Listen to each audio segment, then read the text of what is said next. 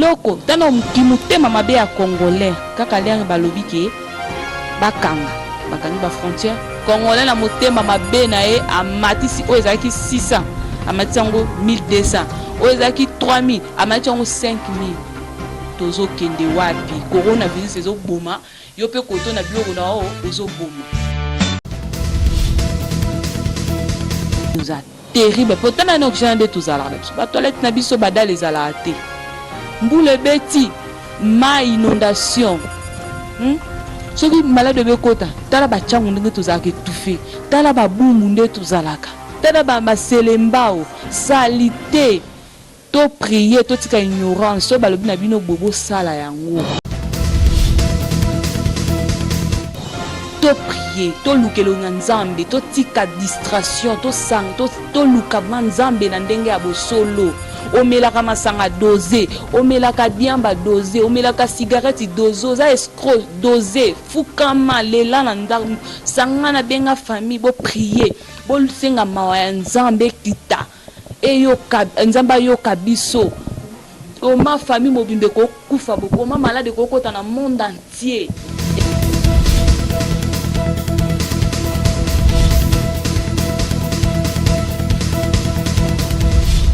Balobi, abonnez-vous massivement. Kin Elengi TV, Yangonde Makam. Kin Elengi TV.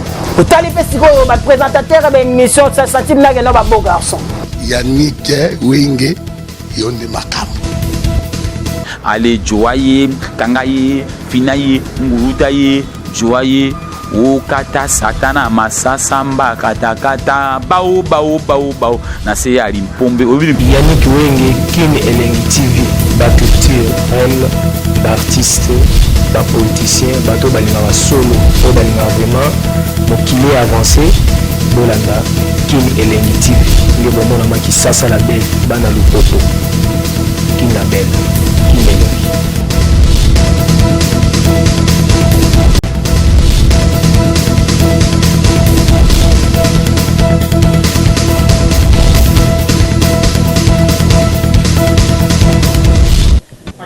Bienvenue dans notre site Kin Elengi TV. Ça c'est votre émission Femme Sage présentée par Pierrette Yoka. Émission la biso Femme Sage to sur la marambo belé, to sur la marambo itali ba maman, to sur la marambo itali ba église, to sur la marambo itali environnement. Lelo to lobela o itali coronavirus. Coronavirus c'est une maladie moko spirituelle. Bande ko nanga s'il vous plaît total on a miso ya bomoto te mais total on a miso ya bonzambi. Toke non na Congo.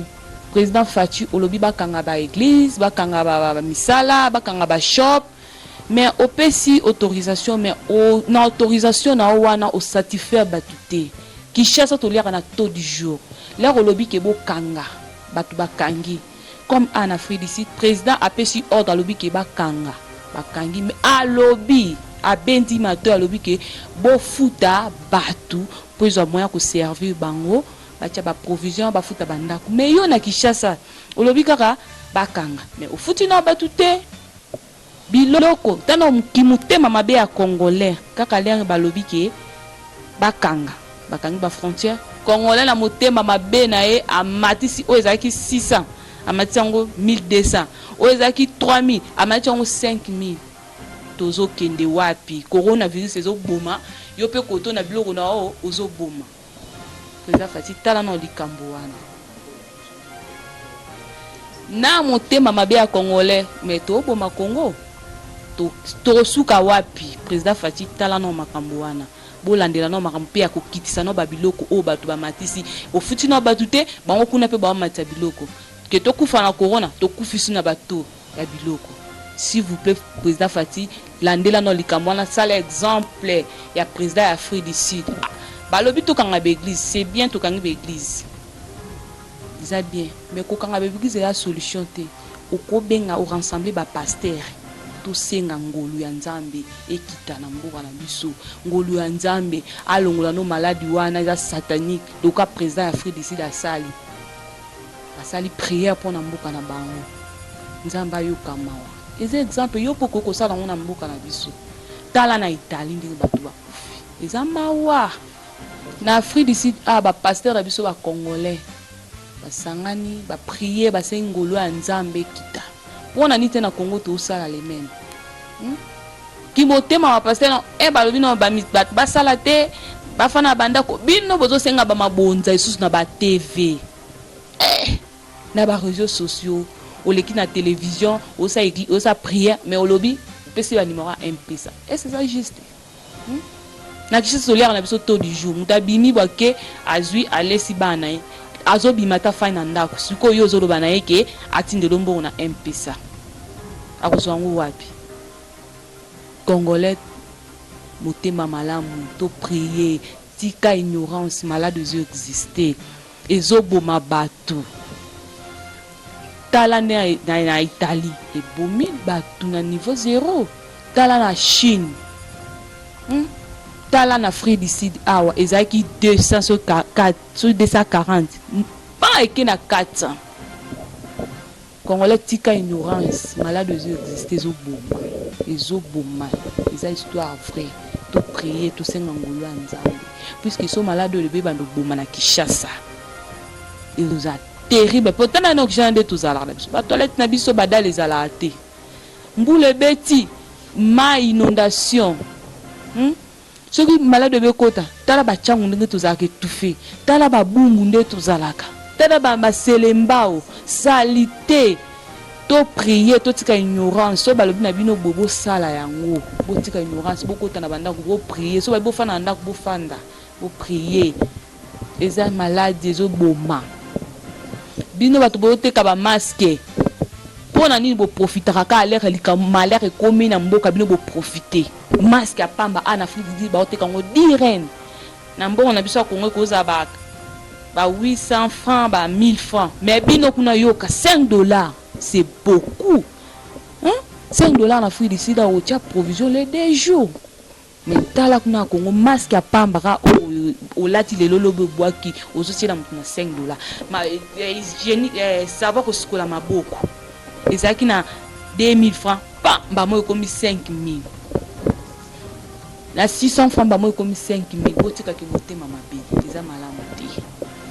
Botala ndenge bato ba okufa boyoka mawananu. Boyoka mawa passe na motema ndenge baninga ba oku famille mobima bakufi likola coronavirus bino bomona ngo normal po e banino ko frapper na kinte so bando frapper na Congo ngambo bo sala na ata boutique ezo fungola wana po matira baninga biloko ko sala